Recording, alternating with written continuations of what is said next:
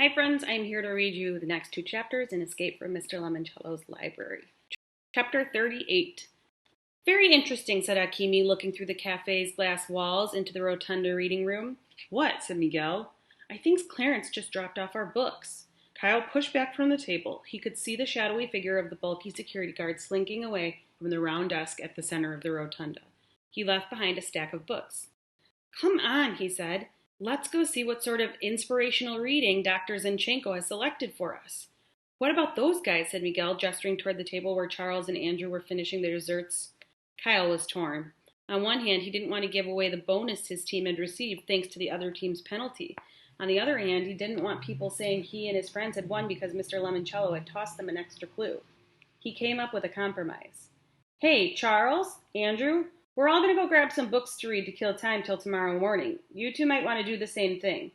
No thanks, Charles stood up. We pretty much have this thing figured out. In fact, I think Mr. Lemoncello steered us toward the clunker card so that we wouldn't win too easily. I mean, how would it look if we escaped from his library in less than 24 hours? Bad, said Andrew. Real bad. Indeed, said Charles. In fact, I suppose nobody would buy Lemoncello games anymore if we showed them how consistently easy they are to win. Anyway, we're going upstairs so I can give Andrew a tour of my private suite. Would any of you care to join us? Kyle felt his mouth going dry.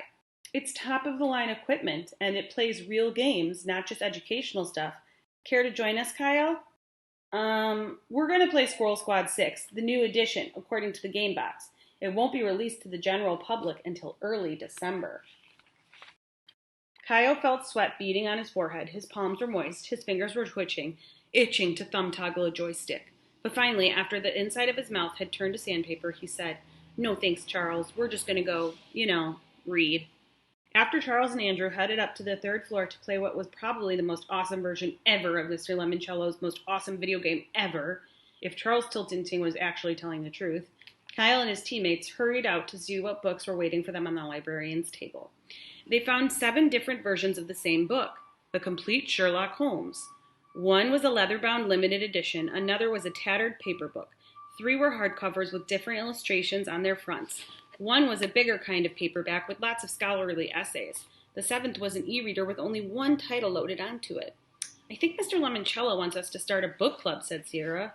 What do you mean, asked Kyle. You know, we all read the same book and then get together later to discuss it and share our opinions. It's fun, said Miguel. We have a book club, it's a book group at school. Are you in it? Asked Sierra. Yeah, maybe. You'd like to join us sometime?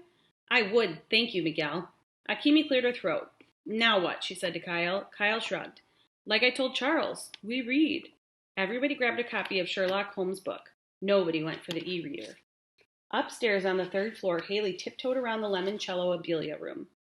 When she had visited the mini museum earlier, she really hadn't looked around. Now she hoped to find another book from the memorable Reads display, a little golden book called Baby Mother's Goose, Pat a Cake, which would have been something Mr. Lemoncello read, or had read to him when he was a very young boy. Haley made her way past the orderly stacks of boxes through a doorway that into what looked like a recreation of Mr. Lemoncello's childhood bedroom, a cramped space crammed with 2 bunk beds, and he had shared with his brothers.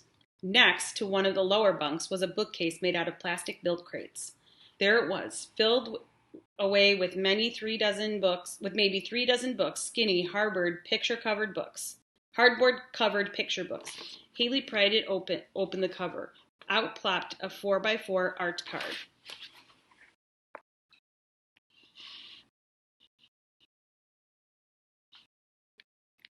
She quickly folded it in half and stuffed it in her sneaker with her bandit's clue.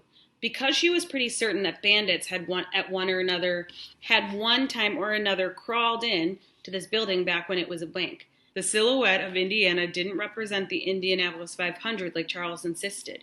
It stood for IN, the official post office abbreviation of the Hoosier State. For first thing in the morning when the doors reopened, she needed to search through the Dewey Decimal rooms to find the clue that would tell her exactly how and where the bandits crawled in. A tunnel, an air vent, a secret passageway on the 1st, 2nd, or 3rd floor behind the old bank office building behind it. There was only one thing Haley was certain of. They hadn't crawled in through a book return slot. Chapter 39. Everyone in the reading room was quietly lost in the adventure of Sherlock Holmes. So, Kyle had just finished a pretty cool story called A Scandal in Bohemia, about a king who was going to get married to a royal heiress with maybe 6 names. But the king was blackmailed by an old girlfriend, an opera singer from New Jersey named Irene Adler. Something Sherlock Holmes said to Dr. Watson early in the story really stuck with Kyle. You see, but you do not observe. Kyle figured this was why Mr. Lemoncello wanted them to take a break from chasing clues and read these classic mysteries. Not to find new clues, but to become better puzzle solvers. Had they been seeing things without really observing them? Probably. Reading the story was also kind of fun. Kyle could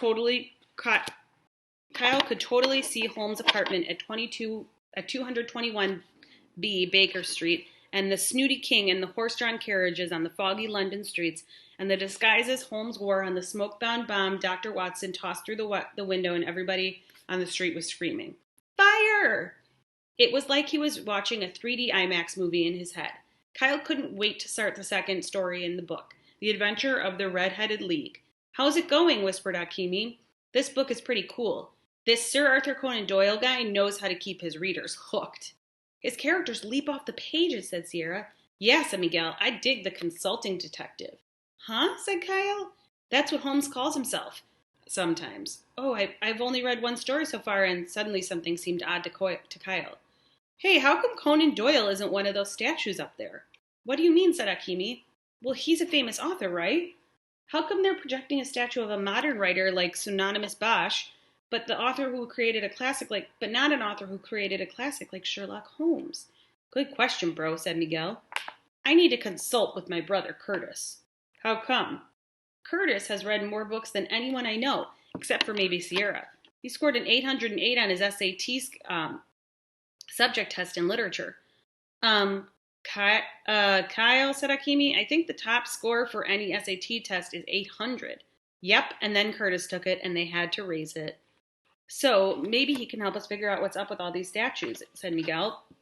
"Exactly. Why these 10? Why not the other 10 writers?" "Why not the same 10 that Bridget Wadge had for her extreme challenge?" added Sierra.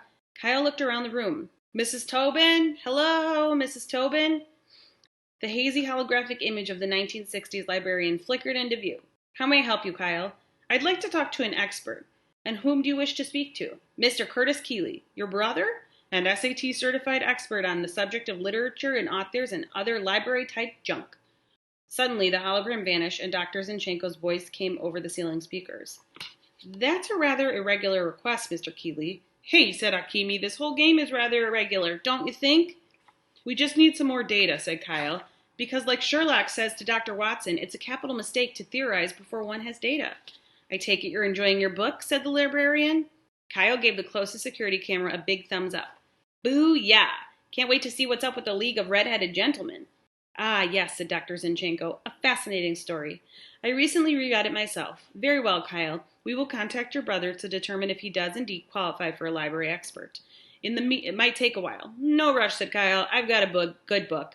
Kyle was busy helping Holmes figure out that the Red-Headed League was just a clever ploy by some robbers to get a red-haired pawnbroker to leave his shop long enough for them to dig a tunnel from his basement to the bank next door, when the library's voice jolted out of London and brought them to Ohio.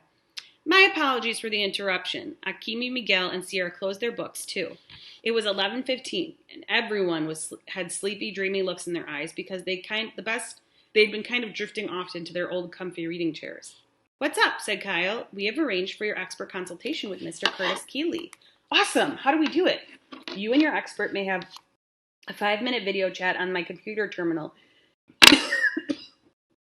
Sorry.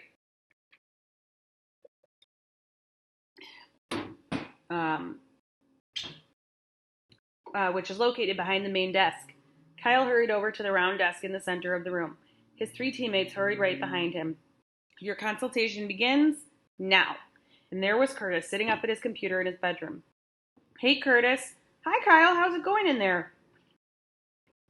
"Great." Kyle's older brother, Mike, popped into the doorway behind Curtis. "Kyle, Kyle," Mike chanted. "Woohoo!"